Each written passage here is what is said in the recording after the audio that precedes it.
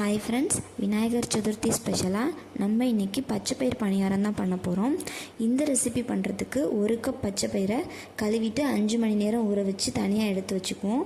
அதே கப்பில் 1/4 கப் பச்சரிசி சேர்த்து 2 மணி நேரம் ஊற வைக்கணும். பச்சரிசி 2 மணி நேரத்துலேயே ஊறிடும். பச்சைப்பயிருக்கு 5 மணி நேரம் தேவைப்படும். ஊறின ரெண்டுத்தையும் ஒரு மிக்சி ஜாரில் மாற்றி அதோட 2-3 ஏலக்காவை சேர்த்து நல்லா ஃபைன் பேஸ்ட்டாக அரைச்சி ஒரு பாத்திரத்தில் மாற்றி வச்சுருவோம்.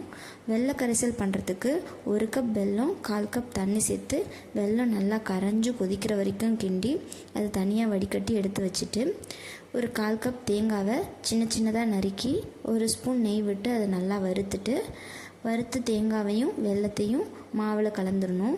தேங்காய் சேர்க்கறதுனால பணியாரம் சாப்பிடும்போது கொஞ்சம் கடிப்படுறது நல்லாயிருக்கும். அதில் தேவையான அளவு உப்பு சேர்த்து நல்லா மாவை மிக்ஸ் பண்ணிடணும். மாவு இட்லி மாவு அளவு கெட்டியாக இல்லாமவும் தோசை மாவு அளவு தண்ணியாக இல்லாமல் ரெண்டுக்கு நடுவில் இருக்கிற பதமாக மிக்ஸ் பண்ணி ஒரு பணியார சட்டியில் கொஞ்சமாக எண்ணெய் சேர்த்தாலே போதும். நிறைய எண்ணெய் தேவைப்படாது. கொஞ்சம் எண்ணெய் சேர்த்து இந்த மாவை கொஞ்சமாக சேர்க்கணும். மாவு சேர்த்து ஒரு மூடி போட்டு மூடி ஒரு 5 நிமிஷம் வேக வச்சா போதும்.